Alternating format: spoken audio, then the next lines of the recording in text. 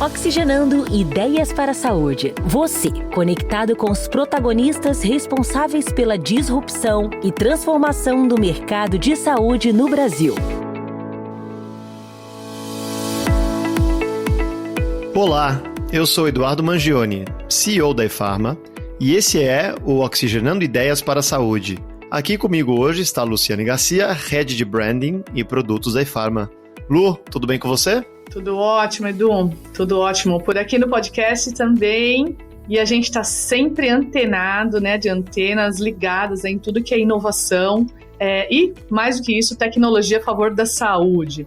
E olha só que notícia, né? A China está anunciando a chegada do primeiro hospital de AI no mundo. Ou seja, com capacidade para tratar 3 mil pacientes por dia, com enfermeiros e médicos robôs. Imagina, Edu, isso vai dar uma agilidade incrível no atendimento. E para você ter uma ideia, e você e todos os nossos convidados que acompanham aqui, seriam necessários 2 anos para tratar o mesmo número de pacientes com médicos humanos. Médicos robôs, hein? Essa aí é uma novidade para mim. E AI invadindo hospitais, olha só. Certamente essa agilidade que você comenta acontece porque a inteligência artificial pode ajudar a analisar grandes quantidades de dados médicos rapidamente, né? Então imagino que isso substitua, claro, toda a nossa capacidade aí como ser humano único, individual, né? Integrar a inteligência artificial na saúde para melhorar os resultados e a qualidade do atendimento é uma tendência crescente em todos os mercados, sem dúvida. Mas Lu, e quanto à segurança dos procedimentos? Bom, Edu, os robôs alcançam uma taxa de precisão acima de 93% num exame de licenciamento médico nos Estados Unidos, né? Então, eles estão em perfeita evolução, exatamente. Então, acima de 93% é uma alta taxa, considerada boa, né? Para uma tecnologia que é muito nova. Sem dúvida, isso aí é o futuro da medicina, né? Mas está bem distante da nossa realidade. Olha, Edu, acho que não, até que não. Nós estamos caminhando e atualmente 40 hospitais realizam cirurgias robóticas aqui no Brasil. Mais de 1.200 médicos já estão habilitados para fazer essas cirurgias, essas operações, né? Nossa, eu não estava ciente desse número, realmente interessante. Mas eu imagino que para realizar uma cirurgia dessas, uma cirurgia robótica, é preciso ter uma formação bastante específica, não? Ah, possivelmente, Edu. E com certeza nós vamos aprender bastante e ouvir sobre isso, porque hoje com o nosso convidado, porque quanto mais médicos capacitados, né, para realizá-las, mais pacientes podem ser atendidos e com mais satisfação e assertividade no resultado. E é sobre essa capacitação que você vai conversar agora com o Dr. Sandro Cardoso, urologista, cirurgião do Hospital Edmundo Vasconcelos, aqui de São Paulo. Ótimo, Lu! Dr. Sandro, seja bem-vindo ao Oxigenando Ideias para a Saúde. Obrigado, é um prazer estar aqui com vocês, para a gente bater um papo, para conversar um pouquinho sobre aí a cirurgia robótica, o que a gente tem de novo, o que a gente tem de possibilidades novas que a cirurgia robótica trouxe para o tratamento, para o paciente ser melhor tratado, melhor atendido. Excelente, doutor. Doutor, você pratica medicina há mais de 25 anos, né? Eu gostaria de saber como que foi sua escolha pela especialidade e como tem visto a evolução da tecnologia na sua especialidade e no dia a dia dos hospitais nessa última década. Eu tenho mais de 25, eu estou formado em 1997 pela Universidade de São Paulo. E aí, o que aconteceu e o que veio mudando? Na época, a gente estava começando a cirurgia laparoscópica aqui no Brasil. Para vocês terem uma ideia, eu, durante a faculdade, acabei fazendo instrumentação cirúrgica. Era uma forma que eu tinha para ganhar um dinheirinho, para poder me manter. E eu instrumentava a cirurgia. E eu instrumentei por muito tempo, na época, um cirurgião que começou a trazer a cirurgia laparoscópica para o Brasil, né? Ele começou isso mais ou menos em 1992, 1993. E o que a gente vê aí agora de mudança a partir nos últimos 10 anos, principalmente? A introdução da cirurgia robótica, que não deixa de ser uma cirurgia que a gente chama de vídeo assistida por robô. O que é isso? Eu diria que é um aprimoramento da cirurgia laparoscópica. A cirurgia laparoscópica ela tinha a ideia de ser menos invasiva, e ela é efetivamente, você entrar com uma câmera no abdômen e operar com pinças. E o que o robô trouxe de vantagem para a cirurgia laparoscópica clássica. Você tem braços articulados, braços móveis, 2 câmeras acopladas, tridimensional, que facilitou demais a visualização, né? Você é como se você imaginasse uma televisão antiga e uma televisão 4K. A definição ficou muito melhor, você consegue perceber detalhes que antes você não conseguia perceber. E aí você hoje consegue fazer procedimentos que antes você não conseguia, ou não com a mesma qualidade, nem com a mesma eficiência. Doutor, em 9 meses, né, o Hospital Edmundo Vasconcelos realizou mais de 100 cirurgias robóticas com o robô da Da-Vinci Xi. Como a chegada desse equipamento impactou a rotina do hospital? E quais demandas ele supriu exatamente? Hoje, o que a gente percebe é o seguinte: a cirurgia robótica ela veio para ficar, né? Os pacientes, já existe uma demanda, uma procura espontânea. Os pacientes eles já vêm procurando a cirurgia robótica, eles já viram, eles já foram ler na internet, eles já vêm informados das formas que dá para se operar. Então o robô ele está aí, ele já faz parte do nosso cotidiano. E o que isso impactou no hospital nesses 9, 10 meses aí da presença do robô? Eu acho que ele transformou. Ele transformou em que sentido? Sem ele, nós estávamos, não sei se eu posso dizer esse termo, perdendo esses pacientes. Porque esses pacientes eles estão procurando um tipo de tratamento, um tipo de terapia, um tipo de cirurgia. Se o hospital não dispõe desse equipamento, logicamente ele vai procurar um hospital que tenha esse tipo de suporte, né, que tenha essa tecnologia.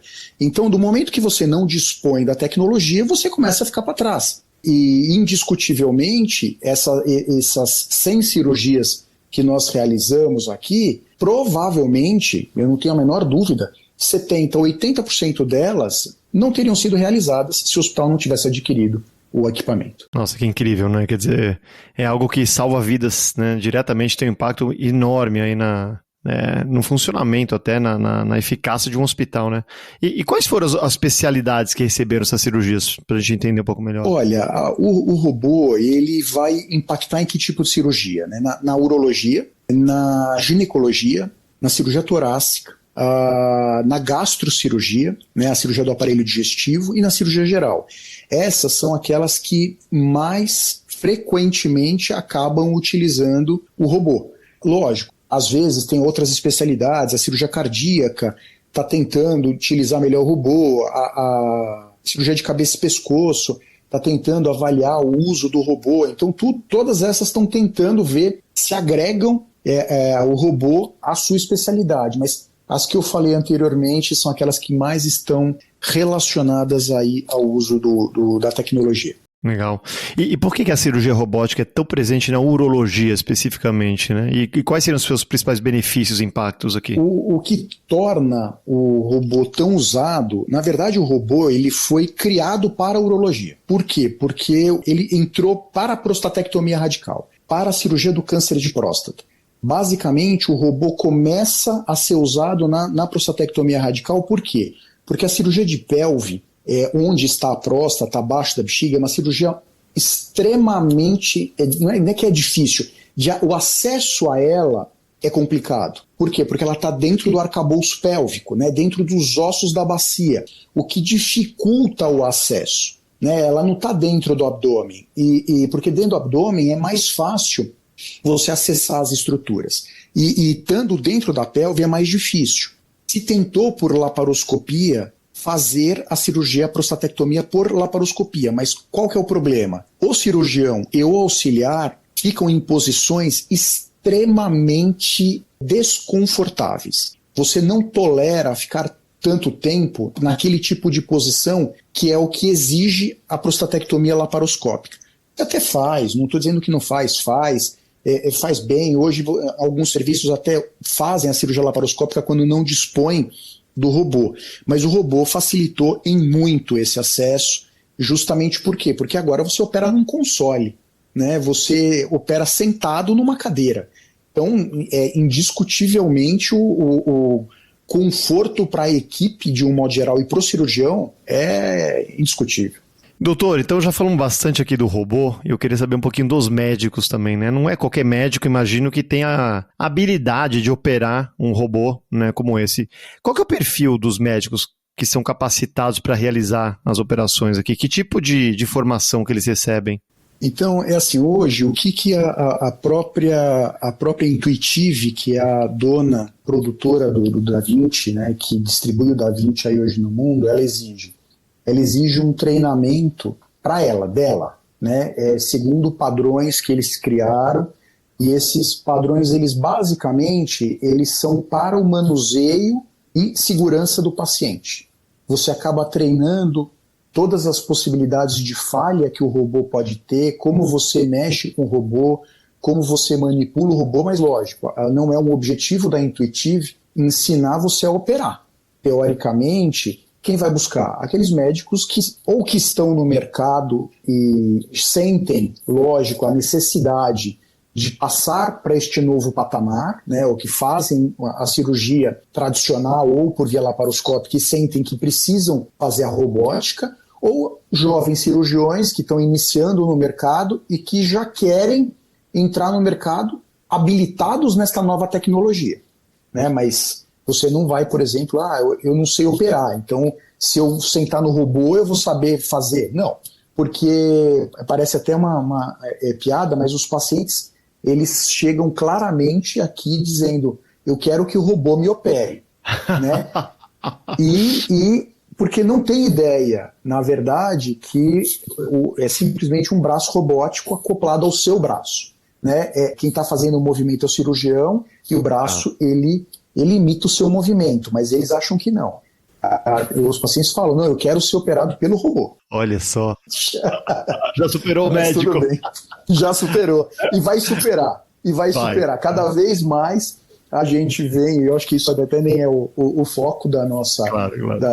Do nosso podcast, mas até para complementar, porque eu li uma matéria esta semana dizendo que já tem um hospital na China que ele integralmente, ele funciona com médicos, com robôs, né? A tendência realmente é essa. Não sei se nós vamos perder emprego, provavelmente eu não estarei aqui a hora que eu não tiver mais emprego. E doutor, e olhando assim a parte de instituições, né, quais instituições podem oferecer essa capacitação? E quais seriam os critérios aí necessários para que eles possam operar? Todos os médicos capacitados, eles recebem um certificado, e esse certificado é enviado para as instituições, né? Normalmente, depois que você você precisa operar os primeiros 30 casos, 20 a 30 casos, com o que eles chamam de proctor.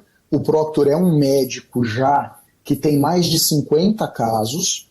Então, nesses primeiros 30 casos, você precisa operar com um proctor, que é o cara que vai ficar do teu lado ali, caso aconteça alguma coisa, né, aconteceu alguma coisa errada na cirurgia, ou o cirurgião está tendo dificuldade ali com o manuseio do console, esse proctor assume. Esses primeiros casos, você precisa fazer com o proctor, né? Então, e a partir dos 20 a 30 casos, você ainda não precisa mais do proctor ao seu lado. Em relação às instituições, hoje, as principais instituições aqui na cidade de São Paulo já dispõem do robô, né? Qual que é a grande limitação? Custo. O robô hoje tem um valor expressivo, que a gente imagina é que já caiu a patente do robô, do DaVinci, então outras plataformas robóticas, que é esse o termo, já estão chegando no mercado, e tem algumas outras chinesas que estão também chegando.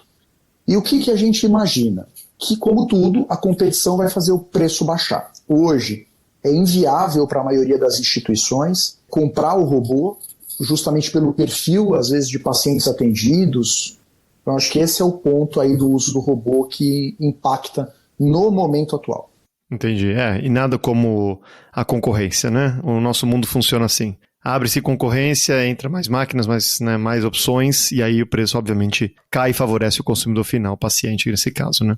E, doutor, só curiosidade, mas voltando lá no nosso último papo, que eu achei bem interessante para concluir, a gente acabou não concluindo, mas na sua opinião, né? Opinião mesmo. A tendência é a inteligência artificial, né, a robótica começar a tomar conta de muitas áreas da economia, sem dúvida, uma delas é medicina. Você já comentou mesmo, né? A gente já tem hoje, em 2024, um hospital que já opera com muita robótica, muito AI já envolvido, né, ao lado dos médicos hoje, né? Mas a tendência, com machine learning, principalmente com essas técnicas de inteligência generativa, é que a máquina aprenda, né, e aperfeiçoe algo que é tecnicamente difícil, né? Fazer cirurgia, operar alguém não é simples, óbvio. Mas você acredita que 5, 10 anos adiante, de fato, as operações, as cirurgias serão conduzidas majoritariamente por robôs?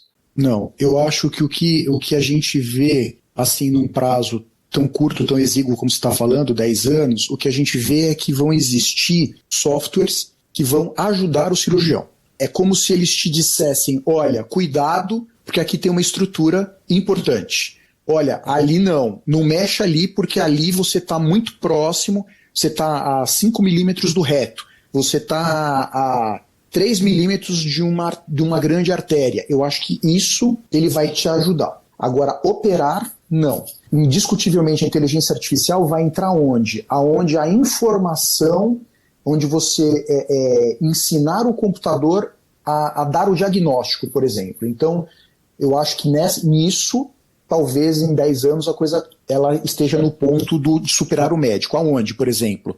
Na patologia. A patologia é quando você vê as biópsias, né? Então o computador ele vê a imagem e identifica um padrão. E aí para identificar padrões, o computador é imbatível. Então na radiologia, por exemplo, ver um exame de imagem, você dá padrões para o computador e o computador vai ler aqueles padrões e te dar um diagnóstico. Isto, eu não tenho dúvida que em 10 anos o computador vai estar fazendo melhor que qualquer médico. Até mesmo num diagnóstico clínico. Por quê? Porque ele vai te pedir informações, você vai imputar estas informações no computador e ele, como ele tem uma base de dados absurdamente maior, ele provavelmente vai chegar no diagnóstico mais próximo do que nós. Agora, a cirurgia, ela demanda um refinamento a mais que até acho que vai ser um dia vai chegar nesse ponto. Agora, não em 10 anos. Tá bom, excelente ponto de vista, muito legal, muito bacana. E voltando aí ao tema, né, do mercado aí de cirurgia robótica, né, como que você vê esse mercado hoje no país? A oferta é suficiente para suprir a demanda por esses profissionais, né, que conseguem operar as máquinas? Ou isso é algo que a gente pode, inclusive, deixar de dica aqui, né, para profissionais que estão começando suas carreiras, né, os médicos que estão entrando no mercado como uma opção, né, de ampliar, inclusive, suas carreiras? Eu acho que hoje, aonde impacta a cirurgia robótica? No custo. Tá? Porque a maioria dos convênios, eu diria que todos, não cobrem a cirurgia robótica. Os pacientes eles têm que pagar. Na maioria dos hospitais, eles acabam pagando uma parte do robô, né? Justamente por quê? Porque não há cobertura dos planos de saúde, né? Não existe ainda uma determinação para que isso seja pago. Tá? Até porque isso aumentaria demais os custos médicos que já são extremamente elevados. E nós percebemos a dificuldade que é hoje ter que pagar um plano de saúde, né, o tanto que gera de questionamentos, inclusive judiciais. Por quê? Porque cada vez você insere mais tecnologia na medicina, cada vez drogas mais novas, mais caras, e isso indiscutivelmente traz um problema, né, para as fontes pagadoras, ou que são o governo, são os planos de saúde, ou são os indivíduos quando isso é particular. Então, respondendo sua pergunta, eu acho que hoje a demanda ela é suprida. Por quê? Porque, infelizmente, são poucos aqueles que têm condições hoje de pagar esse tipo de tecnologia, né? Então você consegue suprir porque é pouca gente. Agora não, olha, nós vamos abrir isso para todos os planos de saúde, vão ter que pagar. O SUS vai ter. Aí, não. Com certeza não. Em hipótese nenhuma. A chance disso é zero. Porque são poucos os robôs ainda no Brasil. A maioria dos hospitais tem um. São raros aí os que tem 2. Tipo, aqui em São Paulo só Siri e Einstein. O que poderia ser feito para ampliar essa oferta, doutor? Olha, eu vou te ser sincero. Não tem como ampliar por causa do custo. Hoje o robô, ele não se paga mais. Ele não se paga. Hoje você não consegue cobrar o robô das seguradoras Então, é cobrado uma parte dos pacientes, mas isso acaba não sendo pago. O que as instituições hospitalares hoje elas viram é que nós vamos ter que, de alguma forma, arcar com esse custo e meio que subsidiar o uso do robô para que eu continue tendo movimento, e um movimento maior. Esse é o objetivo. Há 10 anos atrás, as primeiras instituições que compraram robô, essas conseguiram pagar o seu custo. Hoje, eu já não consigo mais fazer com que as seguradoras e as pessoas paguem por esse custo, porque ele ficou muito inviável. Então, ainda é uma solução bem elitizada, né? Então, nesse caso, como você comentou, né? Talvez os maiores hospitais do país tenham 1 ou 2 robôs. Mas, por outro lado, a gente comentou também, né, que as patentes estão começando a cair e isso pode abrir um caminho interessante para vir outros, não só outras máquinas, outros concorrentes, mas pensando bem até outros modelos de negócio, né? Por que não comprar, por que não alugar em vez de comprar? Quer dizer, não sei se existem outros caminhos aqui. E em termos de modelo de negócio, você não enxerga como opções, né, que podem surgir no mercado, como, não sei como foi no passado, né, mas eu lembro que aquelas máquinas, né, estéticas no começo eram caríssimas e altamente complicado você trazer uma para o Brasil, né, tinham planos naquela época de financiamento, mas eram negócios muito complicados, não era qualquer clínica que tinha um maquinário desse tipo, e aquilo foi popularizando, né, como qualquer aparelho eletrônico, em qualquer mercado, a gente começa a ter mais concorrência, começa a ter mais demanda, começa a cair custo, e aí, né, vira aquele círculo vicioso interessante para o paciente, que no final ele vê o acesso muito mais próximo a ele do que no passado. Você não vê isso acontecendo com os robôs? Vejo, acho que isso, para chegar no SUS, hoje, assim, o único hospital alguns poucos hospitais universitários no país, eles têm, né, um robô, mas eu vejo daqui uns 10, 15 anos o SUS adquirindo esses robôs em alguns grandes hospitais, né, já para que os pacientes sejam operados. Eu acho que é isso, que é o tempo que a laparoscopia, por exemplo, levou para chegar de forma mais intensa nas instituições públicas. E eu imagino que nós vamos replicar a mesma coisa, porque o custo vai baixar, como a gente discutiu anteriormente. Chegando às novas plataformas, isso vai ter concorrência, o preço vai cair, e aí vai ficar viável para as instituições e para o Estado, para o governo, adquirirem essas plataformas. Eu acho que é um ponto de vista super, super bacana o seu. Eu tenho lido muito também sobre uma possível revolução robótica aí nos próximos 3 a 5 anos, onde as grandes empresas que a gente conhece hoje, né, de tecnologia, inclusive a NVIDIA, estão entrando, né, em robótica pesadamente, e talvez isso seja um fator que mude esse cenário, né? Talvez a gente consiga popularizar, democratizar o acesso ao robô muito mais rápido do que a gente tem pensado, e aí quem sabe não influencia nesse mercado de saúde em si, né? Esse pode ser algo que mude um pouco talvez esse timing que a gente acredita, né, olhando o passado aí. E como que você vê esse cenário nos próximos anos no Brasil, especificamente? Olha, a impressão que eu tenho é que hoje, nas grandes capitais, São Paulo, Rio, Belo Horizonte, Porto Alegre, os grandes hospitais já dispõem da tecnologia, né? E o que a gente vê é a interiorização. Eu acho que é o próximo passo. Os estados, as capitais dos estados menores, né, começarem a adquirir, e depois isso indo cada vez mais para o interior. Os hospitais menores não acredito que vão adquirir, né, mesmo na cidade de São Paulo, no Rio, justamente por causa do custo que você não consegue repassar. Então eu não vejo, eu acho que é mais fácil chegar numa cidade, vamos supor, Cuiabá, Rondônia, né, Porto Velho, é mais fácil chegar nessas capitais do que chegar às vezes em hospitais menores da cidade de São Paulo, né, porque vai ter um hospital lá que é o hospital em que as pessoas mais elitizadas dali, porque hoje o robô ele é elitizado, vão bancar esse robô. No momento atual, infelizmente é isso. Ok. Doutor, agora a gente vai mudar um pouco as marchas aqui. É hora do nosso jogo rápido. A gente faz um bate-bola final aqui de perguntas e respostas rápidas para a gente conhecer um pouco mais também como, né, no lado pessoal. Preparado? Preparado. Vamos lá, então. Vamos lá. Doutor Sandro, fora livros técnicos aqui, né? Você leu alguma coisa atualmente, ou nos últimos 2, 3 anos aí, que mudou o seu mindset com algum assunto? Fora a medicina, eu tenho aí 2 coisas que eu gosto. Eu gosto de ler, eu gosto de economia.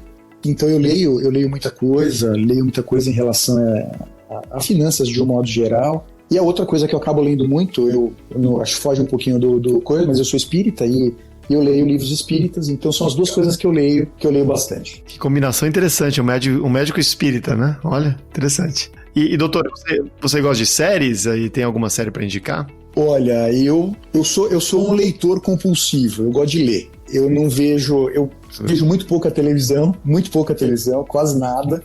A última série que eu vi, vocês vão dar risada, foi Game of Thrones, que eu assisti. Já é quase pré-histórico, mas foi a última série que eu assisti, então depois disso eu não assisti. Eu vejo muito pouca televisão, eu gosto de ler.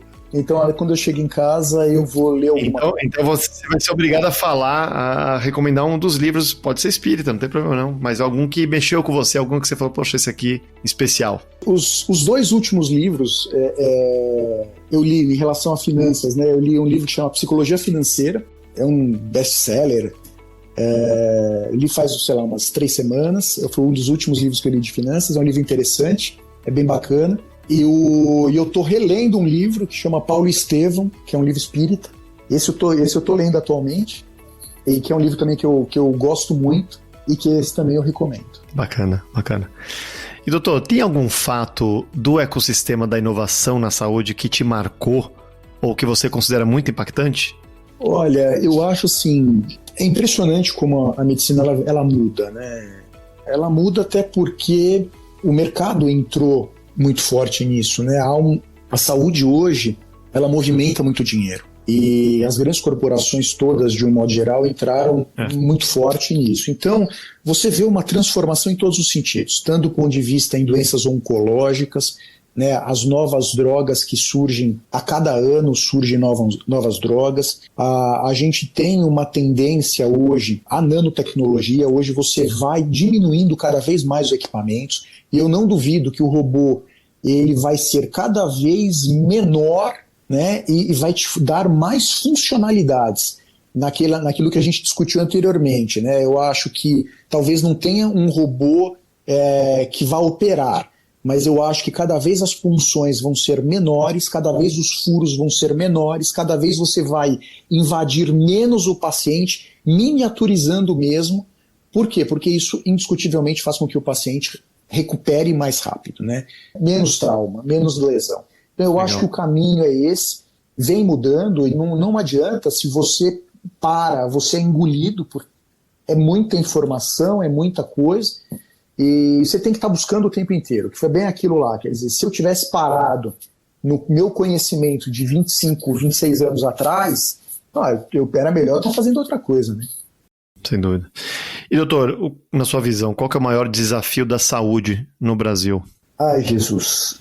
Pergunta difícil. O maior desafio é o seguinte, nós temos um país desigual. Quanto mais desigual o país, mais desigual a saúde, mais desigual a educação. Então, o problema hoje que a gente vê é o seguinte, é que do mesmo jeito que a gente olha para o problema da educação, a gente olha para o problema da saúde.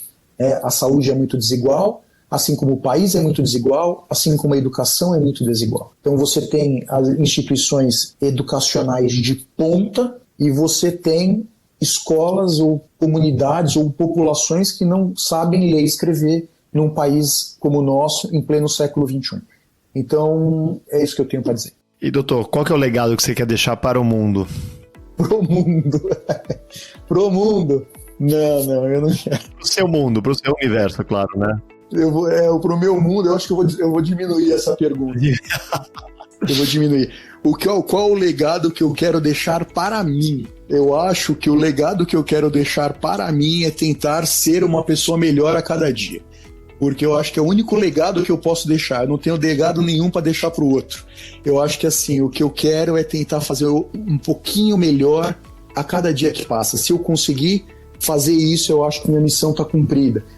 A hora que você se modifica, você modifica o seu meio, né? A gente não consegue modificar o outro, isso não existe. Ilusão. Então, totalmente é uma ilusão. A gente consegue, nós com muita dificuldade conseguimos nos modificar. Então, o que eu acho? Eu acho que a hora que a gente se modifica e as pessoas percebem essa transformação em você, Este é o grande estímulo para você contaminar o meio ambiente ao seu redor. Então, o que eu quero mudar o mundo é mudar a mim mesmo, é me transformar. Se eu conseguir mudar este mundo, minha missão está cumprida. Eu conversei com o Dr. Sandro Cardoso, urologista e cirurgião do Hospital Edmundo Vasconcelos. Doutor, agradeço muito pela excelente conversa, foi muito bacana, sobre um assunto que é relevante, atual e cada vez mais vai ser presente nas vidas, né, de todos nós aqui. Agradeço, muito obrigado e estou sempre à disposição de vocês. Agradeço também a sua companhia. Continue nos acompanhando no seu canal preferido via Spotify, Apple, Google Podcasts ou até Amazon Music. E não esqueça de seguir nosso canal para estar sempre atualizado com o conteúdo mais relevante e novo e também de compartilhar esse episódio com alguém que possa gostar do tema. Até o próximo programa com mais uma pessoa protagonista para transformar a saúde no Brasil. Oxigenando Ideias para a Saúde. Você, conectado com os protagonistas responsáveis pela disrupção e transformação do mercado de saúde no Brasil.